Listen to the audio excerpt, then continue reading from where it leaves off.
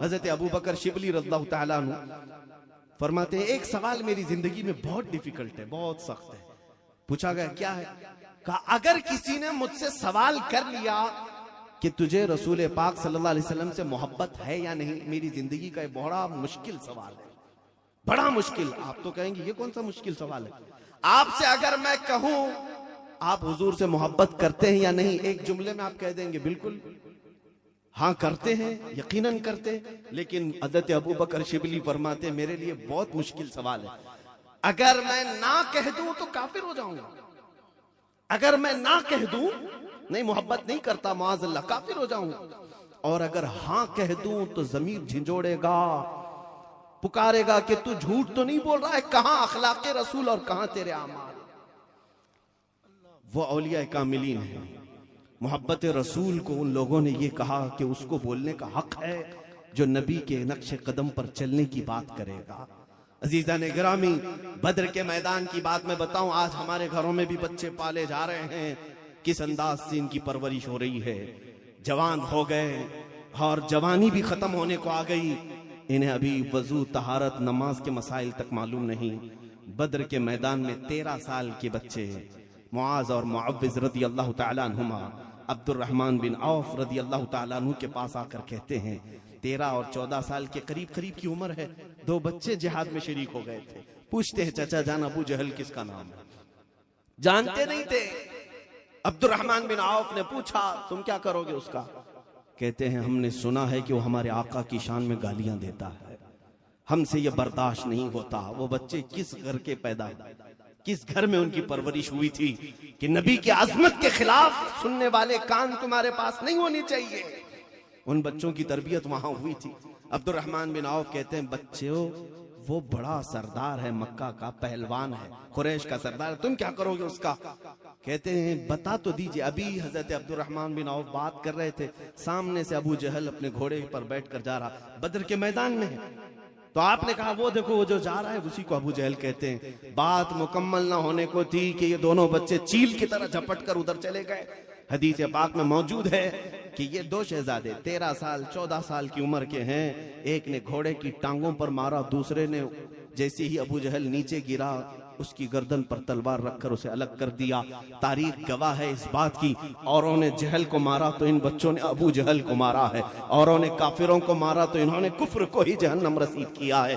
मगर मेरे अजीजों एक जज्बा मैंने वहां देखा, बद्र के मैदान में दिल दहल जाता है, बयान करते आंखों से आंसू आ जाते हैं, रोंगटे खड़े हो जाते हैं कि इतना कर देने के बाद क्या कुफारे मक्का उन्हें छोड़ देंगे? उनके सरदार को इन्होंने तहते किया है, गर्दन अलग कर दी है।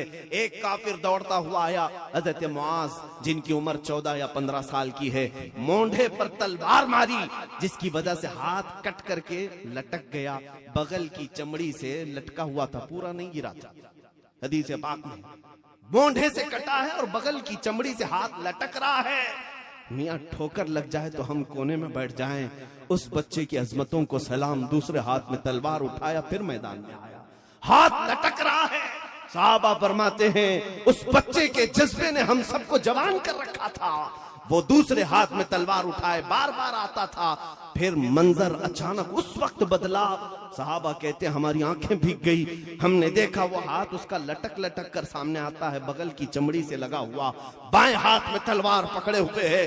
फिर मंजर ये भी देखा साहबा ने कि उसी 14 साला बच्चे ने अपना हाथ पैर में दबाकर खींच के निकाला और ये कहा मुझे ऐसे हाथ की जरूरत नहीं जो मेरे रब की रजा में खलल अंदाजी कर रहा है, मेरे रब की रजा में खलल अंदाजी कर रहा है, मुझे उस हाथ की जरूरत नहीं।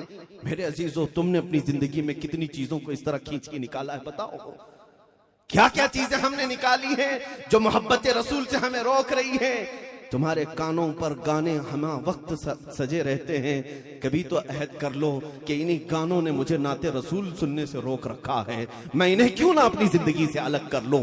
मेरे अजीजों, कितनी ऐसी चीजें हैं जो तुम्हें गुनाह करने पर आमादा की हुई हैं और मेरे आका की बारगाह में आने से रोकी हुई हैं। आज के इस अजमत वाले इजलास में तुम्हें ये मैं पैगाम देना चाहता हूं कि अहद करके उठो, मैं हूं रसूल पाक का हर उस चीज को अपनी जिंदगी से अलग करूंगा जो मुझे मेरे नबी की रजा हासिल करने से रोकती है। मेरे अजीजों, मदद आएगी, आज भी आएगी, अगर हो आपके अंदर ईमान और वो जज्बा जो रसूल पाक सल्लल्लाहु अलैहि वसल्लम के सहाबा के पास था। मैंने एक हदीस ये देखी, खंदक का मौका है, जंगे खंदक हो चुकी थी, महीनों वहां पर मेरे आका सल्लल्लाहु अलैहि वसल्लम तशरीफ फरमा रहे और उसके बाद फतह याबी हो गई। आप सोच रहे होंगे कि ये सारी जंगें क्यों सुना रहे। पहले मैं सिर्फ और सिर्फ इसलिए सुना रहा हूं कि हम जिस मोहब्बत रसूल के दावे करते हैं वो जरा आज हमें अपने दामन में झांक कर देखने की भी जरूरत है। क्या हम सिर्फ नारा लगा लें तो काफी हो जाएगा? क्या यही सारी चीजें हमारी जिंदगी के लिए काफी हैं? क्या अमल अब भी नहीं जरूरी है हमें? वो सहाबा इकराम रिज़वानुल्लाहि ताला अलैहिम अजमाइन की मदद आती थी अल्लाह की तरफ से, किस लिए आती थी वो साफ समझ में आता है।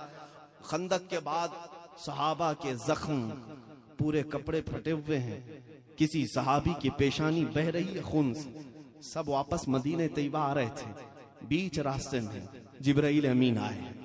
1 महीने तक सहाबा खंदक खोदते भी रहे और कुफार से लड़ते भी रहे, थक कर चूर हो चुके थे। मदीने तैयबा आ रहे, बीच में जिब्राइल अमीन आए, अर्ज किया, या रसूल अल्लाह सल्लल्लाहु अलैहि वसल्लम, रब तबारक व तआला हुक्म फरमा रहा है यहीं से आप एक दूसरे जिहाद के लिए चले, दूसरे जिहाद के लिए चले। मेरे आका सल्लल्लाहु तआला अलैहि वसल्लम जो करीम भी हैं, शफीक भी हैं, हर एक का दर्द समझते हैं। अल्लाह के हबीब सल्लल्लाहु अलैहि वसल्लम ने फरमाया, जिब्राइल अभी तो एक जिहाद से ये लौटे, थकन से चूर हैं, जख्मों से चूर हैं, ये घर जाएं, इलाज मुआलजे के बाद सही होकर फिर दूसरे जिहाद के लिए चले। जिब्राइल ने अर्ज किया, या रसूल अल्लाह, रब की मंशा ये है कि यहीं से चलें। मेरे आका सल्लल्लाहु अलैहि वसल्लम ने फरमाया, जिब्राइल मैं अपने सहाबा से बात करूं। सहाबा को जमा किया, कहा, ए मेरे सहाबा, जिब्राइल आए थे रब का हुक्म लेकर। सहाबा हम तंगोश हो गए, आका रब का क्या पैगाम है? मेरे आका सल्लल्लाहु अलैहि वसल्लम ने उनके जख्मों को भी देखा, झुके चेहरों को भी देखा, फटे कपड़ों को भी देखा। फरमाया, मौला चाहता है कि यहाँ से हम एक और जिहाद के लिए चलें। क्या तुम में से कोई ये चाहता है कि मदीने जाकर गुस्ल कर ले, कपड़े बदल ले, जख्मों को सही कर ले? सहाबा ने कहा, या रसूल अल्लाह, जब अल्लाह का हुक्म है तो देर किस बात की, यहीं से चले। एक सहाबी ने भी नहीं कहा हम अपनी बीवी से बात करके आते हैं, एक सहाबी ने भी नहीं कहा हम अपने बच्चों का माथा चूम के आते हैं। रसूल का हुक्म आ जाने के बाद उनको तो ये कुरान ने सिखाया था, इस्तजीबू लिल्लाहि व लिर्रसूल इज़ा दआकुम, जब अल्लाह और उसके रसूल तुम्हें पुकारे फौरन हाजिर हो जाओ। मेरे अजीजों, कितनी मर्तबा अज़ानें तुम्हें पुकारती हैं, क्या छोड़कर आते हो? क्या छोड़ करके आते हो मस्जिदों की तरफ कि मुझे मेरे रब की तरफ से आवाज आ गई, मैं सब छोड़ूं और चलाऊं? बिस्तर छोड़ करके जो आएगा तो क्या रब ताला की मदद उसके साथ नहीं आएगी? मदद आएगी। हम में वो नौजवान की आज जरूरत है। लोग आज सवाल कर रहे हैं, सियासत हमारे पास नहीं, इक्तिदार हमारे पास नहीं, दौलत हमारे पास नहीं। मेरे अजीजों, ये सब असबाब हैं, ये मादियात हैं। मोमिन के लिए ये तमाम चीजें असल नहीं होती। मोमिन का सबसे बड़ा हथियार अल्लाह की जात पर तवक्कुल और यकीन होता है, सबसे बड़ा हथियार है। हिंद अल वली मोइनुद्दीन अजमेरी रज़ी अल्लाह ताला अन्हु चंद फकीरों के साथ हिंदुस्तान आ रहे थे, जबकि तारीख ये बताती है कई बादशाहों ने हमले भी किए थे, किसी को फतह याबी नहीं मिल पा रही थी उस जमाने में। और गरीब नवाज चंद फकीरों के साथ आ रहे थे। उनसे किसी बादशाह ने कहा भी था कि कहां जा रहे हैं ये सारे दुर्वेश? गरीब नवाज ने कहा, हम तो हिंदुस्तान फतह करने जा रहे हैं। चंद फकीरों का एक यानी फकीरों की एक जमात। उस बादशाह ने कहा कि हमारे पास इतनी लश्कर है, इतने हथियार हैं, सामान हैं, हम हिंदुस्तान के राजे महाराजाओं से शिकस्त खाकर आ रहे हैं, ये गुदड़ी पहने हुए फकीर जा रहे हैं। गरीब नवाज रज़ी अल्लाह ताला अन्हु ने ये फरमाया कि बादशाहो, तुम में और हम में फर्क यही है कि तुम जब भी जाते हो हिंद फतह करने के लिए हाथी घोड़े असबाब जंग पर यकीन करके जाते हो, उस पर भरोसा करके जाते हो। मोइनुद्दीन अल्लाह की जात पर भरोसा करके जा रहा है, और वो मोइनुद्दीन आए भी और फतह भी किया। आज तक उनकी कुर्सी वैसी ही कायम है जैसे उनके जाहिरी हयात में कायम थी। मेरे अजीजों, ईमान जिसके पास है उसके लिए असबाब कोई माने नहीं रखते। हाँ, असबाब अल्लाह ने बनाया है, लेकिन असल चीज असबाब नहीं। रसूल पाक सल्लल्लाहु तआला अलैहि वसल्लम के साथ जो सहाबा गए थे, उन्होंने शिकायतें भी कि हमारे पास तलवार नहीं है, हमारे पास कोई हथियार नहीं है। मेरे आका सल्लल्लाहु अलैहि वसल्लम ने उन्हें भेजा नहीं कि तुम जाओ, तुम काम के नहीं हो, बल्कि उसी हालत में कबूल फरमा लिया और फरमाया तुम खड़े रहो, ईमान अगर कामिल है तो रब ताला की मदद नाजिल होगी। मेरे अजीजों, एक और बात मैं अर्ज करता हूं, आज मस्जिद के लिए हम अपनी कुर्बानी नहीं दे सकते, अपने बिस्तर से फजर के वक्त उठ नहीं सकते, और फिर दिन भर हम चीखते फिरते मौला की मदद कब आएगी, रब ताला हमारे लिए कब मदद नाजिल करेगा। वो सहाबा को इतनी मदद आती थी, हमको क्यों नहीं आती। कई लोगों ने हमसे ये सवाल भी किया, कुछ ट्रेंड भी चल रहे हैं फेसबुक वगैरह पर, इस तरह की तहरीरें हमें पढ़ने को मिलती हैं, लोग यही सवाल करते हैं। जवाब साफ है, मेरे आका सल्लल्लाहु तआला अलैहि वसल्लम की निदाओं पर क्या तुम हाजिर होते हो? आज शरीयत जिसका तकाजा करती है, क्या तुम उसकी तरफ आते हो?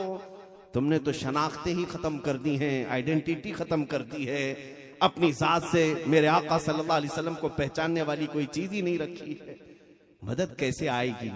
मदीने तैयबा की बात देखें, आज अगर आपको दावत दी जाए तो यहाँ पर कितने लोग हाजिर होते हैं दीन इस्लाम की खातिर, अल्लाह रब्बुल इज्जत की बारगाह में सर झुकाने की खातिर, और वहां मेरे आका आवाज देते हैं गर्दन कटाने के लिए, झुकाने के लिए नहीं, मस्जिदों के लिए बुलाने की बात नहीं, गर्दन कटाने के लिए बुलाते तो वो ऐसे हाजिर होते, हमारे जलसों में भी उतने नहीं आते, वो कटाने के लिए आ जाते थे। एक बार मेरे आका सल्लल्लाहु अलैहि वसल्लम ने ऐलान फरमाया कि जितने लोग हैं सारे जवान आ जाएं मेरे साथ, कोई घर में बाकी न रहे। सब आ गए, सफ़ें लग गई थी। सहाबा फरमाते हैं सबकी सफ़ें मेरे आका तरतीब दे रहे थे, उस वक्त मदीने तैयबा की एक खातून दौड़ती हुई आई, बारगाह मुस्तफा सल्लल्लाहु अलैहि वसल्लम में आई, देखा 1.5 साल का बच्चा उसके हाथ में है। वो खातून मदीना बच्चा लेकर के आई और कहा, या रसूल अल्लाह सल्लल्लाहु अलैहि वसल्लम, आपका ऐलान तो सुना कि आपने सब जवानों को तलब किया है, जिसके घर में जो था सब आ गए। मेरे आका, पिछले जिहाद में मेरा शोहर फौत हो चुका, मेरा कोई भाई नहीं रहा, मेरे पास कोई जवान नहीं, मेरे मरहूम शोहर की एक निशानी ये 1.5 साला बच्चा है। दिल गवारा नहीं कर रहा था कि लड़का है इसको लेकर गोद में रखूं, इसी को लेकर आपकी बारगाह में आ गई, ये कबूल फरमा ले। जानते हैं मेरे अजीजों, मेरे आका सल्लल्लाहु तआला अलैहि वसल्लम ने उस खातून को पूछा, ए खातून, 1.5 साल का बच्चा ये दूध पीने वाला, इसे कहां जिहाद में ले आई, इस जंग के मैदान में क्यों ले आई? जज्बे को सलाम उन माओं के, अल्लाह अकबर। वो खातून मदीना कहती, आका मैं जानती हूँ मेरा बच्चा चल भी नहीं सकता, तलवार क्या तीर भी उठा नहीं सकता, मगर मेरे आका मैं ये चाहती हूँ मेरा ये बच्चा किसी मुजाहिद सहाबी के हाथ में दे दे, ताकि वो मैदान जिहाद में जब लड़ता रहे, काफिरों की तरफ से अगर तीर आए तो मेरे बच्चे को ढाल तो बना सकता है, मेरे बच्चे को वो ढाल तो बना सकता है। मेरा बच्चा लड़ने के काम नहीं आया तो उनके डिफेंस के काम तो आ सकता है। अल्लाह अकबर। मेरे आका सल्लल्लाहु अलैहि वसल्लम की आंखों में आंसू आ गए। मेरे अजीजों, उन्होंने अज़मत रसूल के लिए वो कुर्बानियां दी, तब नुसरत इलाही झमाझम बरसात करती रही। मौला करीम उन पर रहमतों की बारिशें करता रहा, उनकी मदद करता रहा, यहां तक कि कुरान में उनके लिए कह दिया मौला ने, रदियल्लाहु अन्हुम, सब गवाह हो जाओ अल्लाह इनसे राजी है, अल्लाह इनसे राजी है। क्यों? इसलिए कि उन्होंने अपने घर की कोई चीज नहीं देखी, जब मेरे आका ने पुकारा हर चीज लेकर हाजिर हुए। अजीजा ने गिरा में वखार, आज उन्हीं सहाबा की तो ये बात थी, टल न सकते थे जंग में अगर अड़ जाते थे, पांव शेरों के भी मैदान से उखड़ जाते थे, तुझसे सरकश हुआ कोई तो बिगड़ जाते थे, देख क्या चीज है हम तोप से भी लड़ जाते थे। आ गया ऐन लड़ाई में घर वक्त नमाज, किबला रूह हो के जमीन बोस हुई कौमे हिजाज, एक ही सफ में खड़े हो गए महमूद अयास, न कोई बंदा रहा न कोई बंदा नवाज। उन सहाबा की सिफात अगर आज भी हमने अपनाया, यकीन जानो मेरे मौला की मदद आएगी, क्योंकि कुरान में उसने फरमाया, अला इन्ना नस्रुल्लाहि करीब, आगाह हो जाओ अल्लाह की मदद बहुत करीब है, अल्लाह की मदद बहुत करीब है।